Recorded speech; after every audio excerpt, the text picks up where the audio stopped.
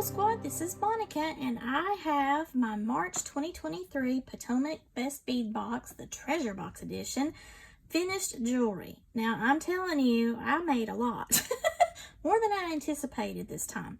But I did some different techniques that I'm used to, and a little bit of wire wrap mixed in with bead stringing. So let's get into it, shall we? If you remember, we got this new cool box from the Potomac Beads. My Best Bead Box came in this like binder type of box, and we have the Dark Night Treasure subscription. That's kind of a theme that they're going with this time. And it was in dark black and blues with some silver, some cornflower blues. Now this is everything that I still have left over, and I used quite a bit of what I had. This time I didn't use anything from my stash except for like the findings and some chain and stuff. Everything here was all from the month of March's subscription. First off, I just wanted to show you this cute little bracelet. Now, I wanted to use the large ovals as like a focal piece, but then I got to thinking, you know what, it would be really cool if I had a play on that and did some wire wrap. So on this one, for the bracelet, I put one of the little Buddhas on top of that and just wire wrap that on. Make sure I secured that on the back there so it's still kind of flat and up against my wrist whenever I wear that. And then I put all of the different types of beads that we had. We had the druzy, some of the lapis lazuli chips, some of the silver smooth beads, and then also these star beads, which are really cute, the check glass, and a bunch of little teeny tiny beads that were also in the box. I did not have this in the Potomac beads, but this is just a heart-shaped magnetic clasp, and the color coordinated nicely. So that is my bracelet there with all of my little goodies, and it is magnetic. So that is very easy to come on and off, and it holds the weight nicely. Then I made two different pairs of earrings using the star beads. These are probably the simpler ones.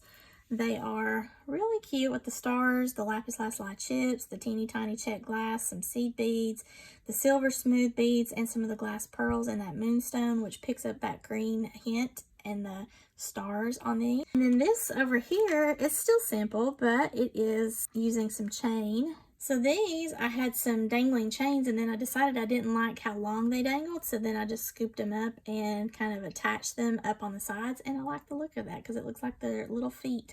I don't know what it is lately with me making earrings that make me think of people, but I guess that's kind of a star person. So that's my second pair of earrings. The fun came in the necklaces, and I made 1, 2, 3 types of necklaces. But when I show you what I'm about to show you here in just a moment, technically I have a wrap bracelet, and I have multiple different ways of wearing the necklaces together and separately. All right, so I'm going to pan you up here. Right here in the middle, I have this, what looks to be a necklace, but I actually made that as a wrap bracelet, so I've incorporated some chain and everything, but it has another one of those magnetic clasps, the heart. So if I wanted to wear this as a necklace, I could do that, but I made it as a wrap, and I have a Buddha and a star on here, so depending on how I wrap it, I can see that on my wrist, and it incorporates the chain elements that are on both of the necklaces that I have here. Now to the right, I have a double strand necklace that has a chain element, and I utilized one of those barrel clasps. And then the main necklace here that has the focal, I did another wire wrap with a star, and that's the back of it there.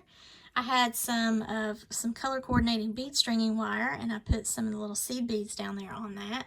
So this one can technically be combined with this one, as well as my wrap. Let's look at this shorter one. Okay, so this is the barrel clasp, and if you remember me telling you in the haul video, I don't typically wear these.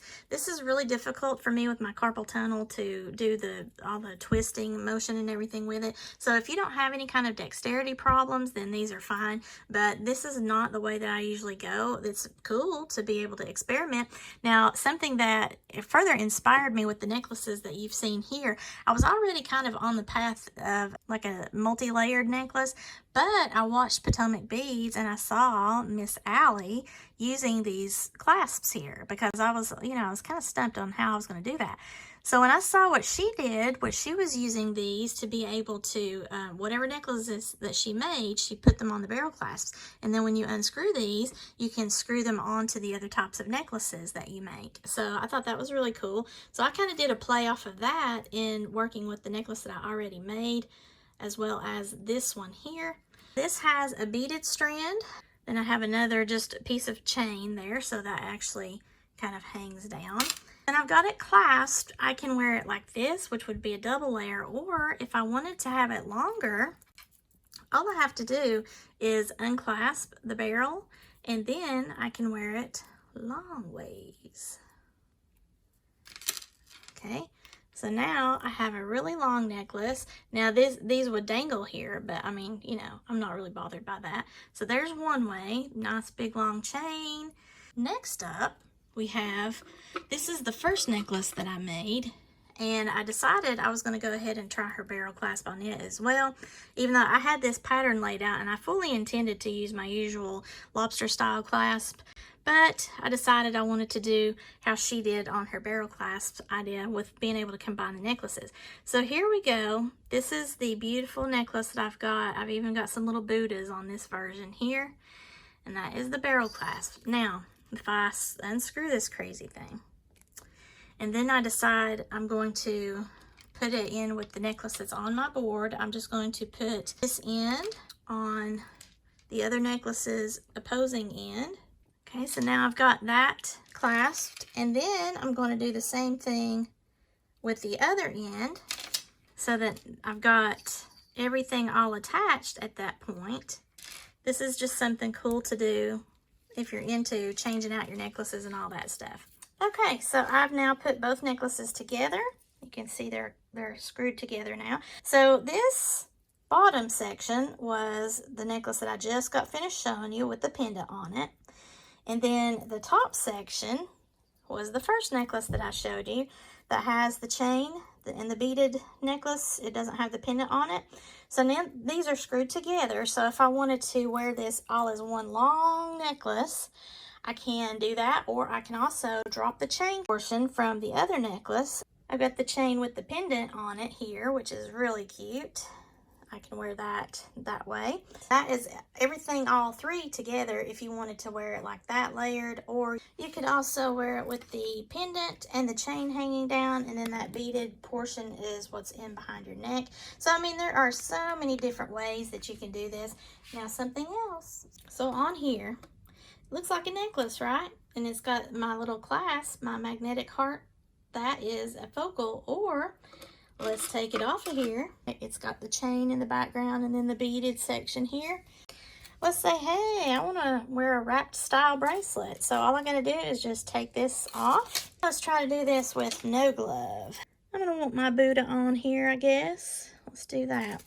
Then I'm going to wrap once with the chain.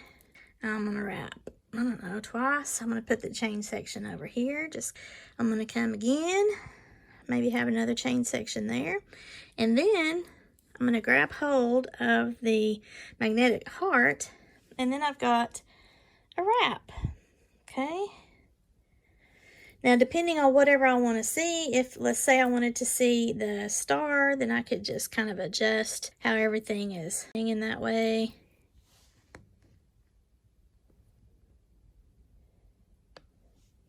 Still yet, let's say I wanted to make yet another layer, a long layer. I can just incorporate this little chain bit as an internal layer to the existing way that I have everything lined up here. So this really is like a crazy amount of ways to have some functionality in your jewelry.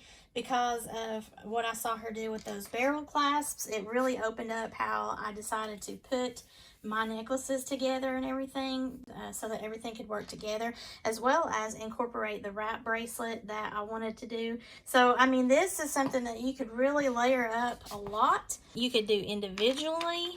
There are all of my different types of necklaces. Then I've got the earrings over there, and this is using my Potomac Beads Best Bead Box for the month of March 2023 in the Dark Night theme. The tools that I used for making all that, I did use my little tweezers that Potomac Beads gave to us in the box this month. I also used my round nose pliers to make my earrings and my wire turning, and then I used my flat nose pliers as well as my flush cutters, my crimper tool, and my bent nose pliers. So I had all kinds of tools to help me create everything that you see here. This is a great way to have some functionality, multifunctional jewelry for those of you who like to maybe invest in it one piece, but you can wear it a lot of different ways. You can use it as a wrap bracelet or a necklace. You can make a multi-layered necklace, or if you just like to have individual necklaces that you layer up, that's fine too, whatever you like there. It was a lot of a challenge for me to use the barrel clasps, and I accepted the challenge, and thanks to Miss Allie at Potomac Beads YouTube channel, I was able to then kind of tweak the way that I was going to present my necklaces to you, and it turned out well. So again, if you're not familiar with Potomac Beads, they recently changed everything up as of 2023, and so this is my third box with the new change up on how they're doing their Best Bead Box and the Best Bead Box XL, for those old timers like me who used to subscribe to it back then. This month is the first one where they kind of had a theme going with all the beads that were in there, so I was able to coordinate everything nicely. It still added a lot to my bead stash over here because I have a lot of things left over, and I made a ton this time. I also worked with a lot of materials that I'm not used to working with, such as the lapis lazuli chips and the druzy beads, the little Buddhas. Those are so cute. It kind of spurred some inspiration on being outside the box, and I do enjoy that. So if you like this video, please give me a thumbs up and share this with any of your jewelry making friends that might be interested in the Potomac Beads Best Bead Box Treasure Edition or the kit edition. I will have my referral link down below, and that is an affiliate link with Potomac Beads. I would appreciate you using that, as well as the items that you see here that came in the bead haul that I showed you in my previous video. I will try to have as much linked down in my description below as I can find it on their website that's still available, and those will also be my affiliate links. Let me know down below, what was your favorite of what I made here? I have really enjoyed the different challenges. This was fun. I hope that you enjoyed this, and thank you again to Potomac Beads for sending these boxes to me to review for you, and then also make some pretty jewelry every month. I've really appreciated doing that. Thank you all so much for watching. Have a sparkle-rific day, y'all!